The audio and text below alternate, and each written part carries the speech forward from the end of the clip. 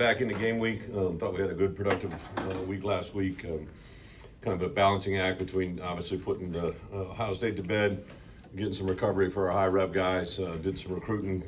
I myself I was in 9 states in 2 different two different combo of days: Sunday, Monday, and then Thursday, Friday. So went all over the country and ended up in the great state of Illinois. Watched a high school game Friday night of a couple really good players, and kind of the foundation of our whole program, right? Starts and ends with the Illinois players, so it was good to kind of ended up that way.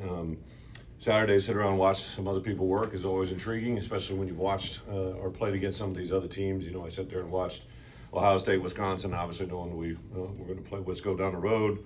Watched a little bit of the USC game, Notre Dame, just to know what you know about those teams, then watch them compete is kind of just fun as a coach to take those moments in.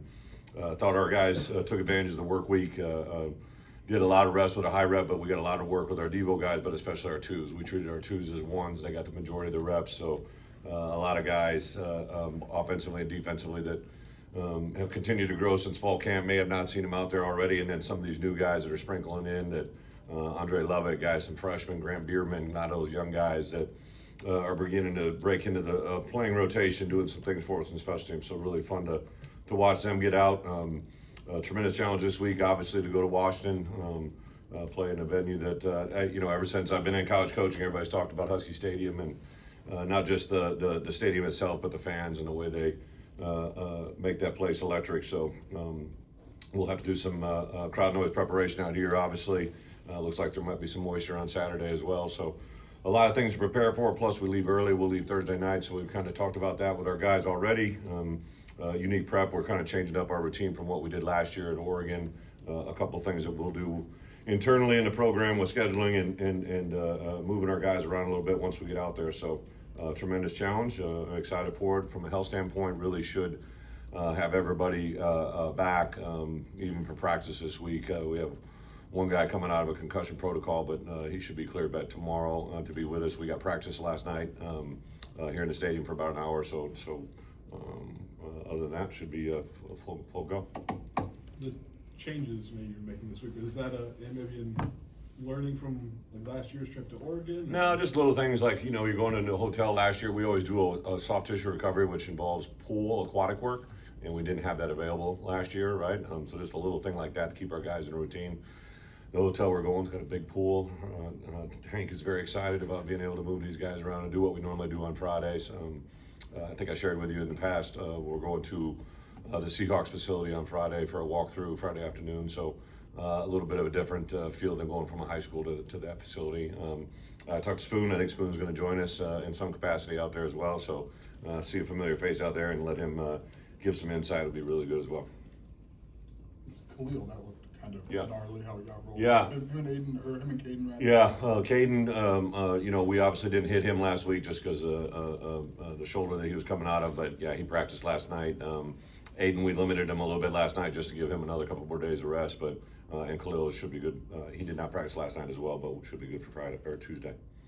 What was the focus for you guys recruiting-wise during that off week? Yeah, so I know some of you guys really followed, right? So I got out of here Sunday. I was mainly in a JUCO emphasis Sunday, Monday. Thankfully, Mr. Khan let us use his plane, so we were flying in style. But we were able to bump around kind of in the Midwest and in the Mississippi area. Then I got down to Florida, did some West Coast recruiting on the Florida as well as the East Coast side, and then got back Tuesday night late, and then had really good practice Wednesday, Thursday, and then Thursday night I was able to fly west to a couple spots out on the western side, and then was afforded the opportunity to come and watch us in central Illinois here to catch a game in on Friday night. So it's a little bit of everything. And then I think just not to be oblivious because there's so many coaching changes already, right? They've actually changed some rules, so there's some kids that are in the portal already, as well as guys that won't be allowed to get in the portal until they hire a new coach, and they're going to be extended an opportunity at that. So there's just all kinds of workings. I give a lot of credit to Pat Hamilton and his staff, and Josh has allowed us to have a big recruiting staff, and that's coming into play right now. I really, for the first time ever in my coaching career, kind of treated almost NFL-ish that like my coaches aren't involved with. I let 6 guys go out, I believe, on Monday for one day. They actually flew out Sunday. So Archie was down in Texas. Steph was kind of in the Chicagoland area. Art went to the East Coast. I'm trying to think. A couple guys went to the St. Louis area, so those guys were mainly seeing our 26 commitments, just because I can't see them and talk to them. Mine was more of 26 uncommitted and potential JUCO guys. Coach, how are you approaching potential red shirts? Are you still looking at 4 games? Or, Yeah, or great are question. you looking at the 5 to play 5 thing? Or? Yeah, so we have a red shirt tracker that we kind of just have after every game, take an inventory. So there are a couple guys, you guys can do the math, but there's a couple guys that have had 3. Some guys have played, 4 and 5 already, so they're obviously taken care of. But it's not just the freshmen, it's guys that, in their 2nd, 3rd, 4th year guys, that, we even took a guy last year out of the portal knowing that if we could protect him, he'd be a redshirt year potentially for us and be able to play for us next year. So, yeah, it's a work in progress. I don't think the 5 for 5 is going to pan out. You got to get all 4 conference commissioners to agree on that, and I don't think that's going to happen. So I know in the Big Ten we're in favor of it, but for whatever reason, there's a couple conferences that don't want that. So I don't think that's going to happen for this year's class at least. What are your emotions about that? Like, we know you talked about 5 Yeah, I just think anything that benefits the kids, I'm all for. I don't know why we wouldn't want to go to 5 for 5 play model. I understand maybe in the bigger picture that's not the best thing for all sports, but for football, I think, especially, with this new squad size, roster size, to have players available, to be honest, like we have a 74-man travel roster, and sometimes for us to the way we've opened it up and with some of these red shirts, it's there's a lot of gamesmanship involved with making that 74-man travel roster. But if the 5 for 5 would go through, that really would be effortless, and plus then I don't think you'd have the kids stressing about it. And then, obviously we have the situation that's already happened once with us here, right? And then there's been several other conversations and nothing's ever come to light. But I just think it would be better for college football overall, especially with the NIL world or the revenue sharing world now that I think has popped up at other schools, especially some of the schools that made transition. Now those kids, you make transition before the 4th game of the year, and all of a sudden kids get to make decisions that nobody can have authority over them, right? Like I think a bad mojo for everybody involved. The CFP rankings are going to be coming out soon. Mm-hmm. Do you have somebody, I'm sure you don't have a lot to answer to that, somebody going to stop paying attention to that? We'll see where you're going to fit, what's going to happen. Is there anything you do? Well, I think when the CFP rankings come out, I always say this, the part I don't want to try to ever ignore as a coach is what our players are seeing, right? So, like, I know they're going to talk about it, but I don't believe that happens for a couple more weeks. I think they get together for the first time this week, maybe go through some things, but, I did flash up there on Sunday. Obviously, we got ranked AP and coaches, right? And I think the big thing for us is if it's happening to our players or if they're talking about it, we definitely want to address it. But I'm a big believer in the 1-0 mentality. I've kind of stressed that more than ever coming out of the Ohio State game was just, hey, what we need to do is focus on the bye week, right? We need to focus on Tuesday, Wednesday, Thursday. We got into Sunday prep, and we need to practice on Sunday, have a good Monday here, and Tuesday's got to be awesome. As a Big Ten guy, how do you feel about having 1 and 2 from your Well, not just 1 and 2 that we've lost to. Right. Well, I was going to say that, but go Yeah. ahead. Well, no, I mean, Yeah. literally the best thing that we can have happen for us is to Indiana and Ohio State continue to win out and play in the Big Ten championship game. I mean, I'm a big believer in that one. Yeah. Did have someone made reference, right, that if the CFPs came out right now with us losing to 1 and 2 and beating USC when they're ranked and some of the things that we've accomplished and the people that we've played have accomplished, be very realistic to think that we'd be pretty high in that ranking. So I don't really have a vote in that one, right? I just watch it when it gets released to like everybody else. I don't even watch it. I just hear about it after it happens. But it's an exciting time. But I would tell you that our guys know that everything in front of us is about Washington and only Washington. And if we ever get offside of that, we'll never get to where we want to be. What does stand out about Washington, just identity-wise? Yeah, first Jed and I have known each other a long time. Obviously, got in a history with Ryan, so there's the guys that are play callers on both sides have been around for a while. So never obviously worked with Jed, but kind of cross paths. He was in New England after me. I've always, for whatever reason, he and I kind of gravitated towards each other a long time ago, so I really respect what he does offensively. I think their quarterback is exceptional. I think the receivers are a really, really good player. Their running back is obviously a very explosive, really powerful player that makes a lot of yards after contact. Defensively, I just have a lot of respect for Ryan and what he does, so I know had a tough match on Saturday with Michigan, but I think they're going to be a really opportunistic group, and that venue is one of the best in college football, and I'm sure it'll be a great challenge for us. Third year in a row playing Ryan, and Yeah. there's so much familiarity. How much does that still matter? 3 years. I would argue 5 years in a row, right? Because even when you're here, I'd always kind of probably go over the other side and work with them.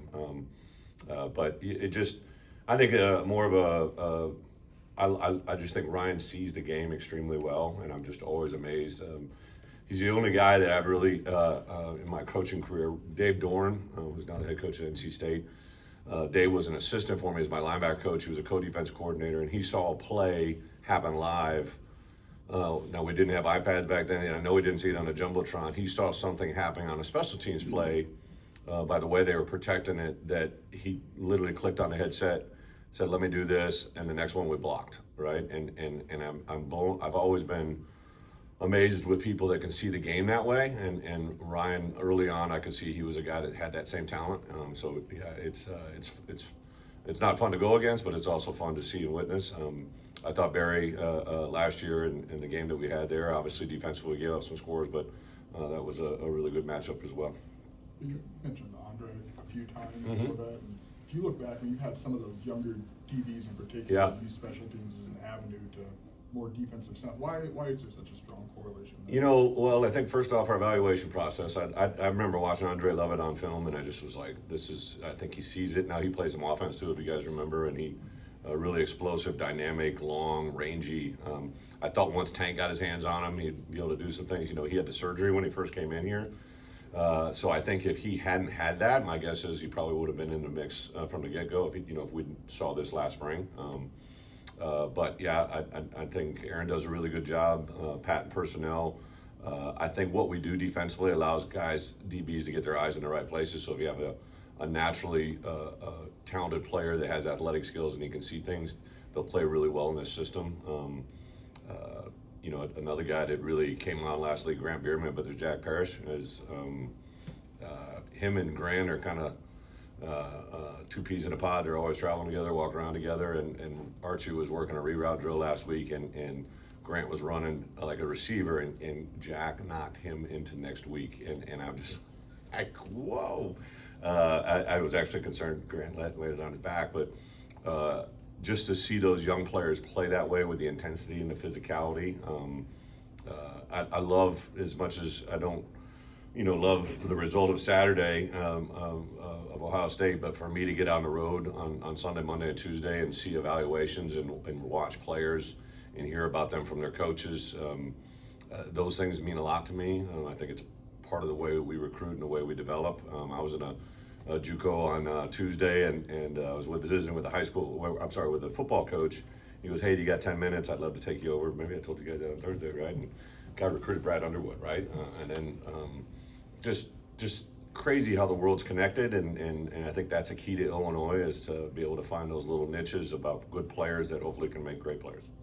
Coach, what carries One over more after this from one. last year's trip to Oregon, and just based on the magnitude of the trip, in terms of what you've learned, and what I guess this team learned from a trip of that magnitude and a game of that magnitude? What do you mean? In terms of what kind of carryover is there from last year's trip? In terms Well, of I get it. There's guys on this roster, but there's a bunch of guys playing for us that weren't even on that trip with us. In the Big Ten, the way they laid this thing out, everybody in the Midwest here, and basically, other than the 4 teams that joined us, are going to only go west one time. So, there's some things that we learned from that physical trip, right? But Oregon, obviously the way they played and executed last year was at a high level, and we didn't respond well. So that's one that we'll always kind of take. But I think this is just 2 different kind of scenarios. There's definitely a carryover. I think Washington's a really good football team as well, playing in their venue. But I think this year, what we've been selling to this team is this is 2025, right? What we do is how we came together in January, how we prepared all fall camp, how we prepare each week, and I'm excited to get this group on the road. Coach, I know you're focused on yourself, but a lot of turnover in the college coaching ranks right in the middle of the season. Any thoughts on that? Yeah. Some of these guys are what I would consider friends, right? So, like, I know when I was given a piece of paper to tell me I no longer wanted, I know that I'd liked hearing from people, even though I didn't want to hear from them, right? So I usually, as a rule of thumb, as soon as someone gets put in that situation, I reach out to them, and usually if I know them well, I invite them to campus, actually. Sometimes the best remedy for a coaching remedy is to get in a new environment and see things. I remember when Clay Helton was let go at USC, I reached out to him, and 2 weeks later he was here for bye week, right? And because of that moment, he came here, watched one of our young GAs who's now working for him, right? And just want to connect good people with good people. So I've reached out to some of those coaches. I haven't had anybody jump in the boat yet, but obviously, Sam Pittman at Arkansas is a very good friend of mine, right? And so when that happened, I reached out and made contact. James, it's one of those things we all sign up for. Everybody says that, right? But like till you actually live it and learn it, it's a hard deal, man. So even like the kids, like I think about, we just had a kid in here, Randy Ramsey, who was a kid that played for me back at Arkansas. We kind of had our moments. After I left, he actually finished up there, played in the league, was with the Packers for 3 years, I believe, and has been bouncing around. And I just invited him in last week, and he was with us for 2 or 3 days. He's a tremendous young man that still wants to play in the NFL, and he talked about how even when I wasn't with him, the things that we went through, he carried forward, both basically when he was in college, but also in the NFL. And to get back here last week and be around our guys for 2 days on the field, he talked about how much that invested in him. And Randy's mom, man, is like the most awesome mom. She teaches at Dillard High School, and it just reminds me, like obviously we're a 5-2 football team trying to win this game against Washington, but I've been doing this 17 years as a head coach, and the lives that you've affected, and the players, but also your staff, and your staff's kids. I think about Coach Lunny all the time, right? I see his boys around him. I remember when his boys were that big, right? And now I got girls that, I got to watch football with Brexley on the couch Saturday, and her question was, did that quarterback know Luke? Because he was playing quarterback, so she automatically thought that. Wanted to know which team, every time I flipped the channel, she wanted to know which team we were cheering for. She also wanted to know why she had to wear Illinois colors and say Illinois gear on when we're playing in a game, but she wasn't going to play. She didn't understand why she could just wear what she wanted to wear. Just take that up with your mother. But it's just like those kids are affected, right? So I think this game that we're in is at an all-new high. College football is unprecedented, the level of exposure, opportunity, excitement, what we're doing here at Illinois. Robert just showed me in the back like a grid of Illinois versus another Big Ten school over the last 20 years, which is pretty awesome to see, right? I saw people, our pilot on Sunday was able, I believe he took his son to the game, right? And he didn't say it to me, he said to one of my coaches, and just about how much he'd never been able to experience that in his lifetime, and here he was taking his son, and how infectious that could be. So like, it's fun, it's exciting. Hopefully we haven't even begun to get where we can get, but nothing's more important than this week. Thank you, guys. Thank you.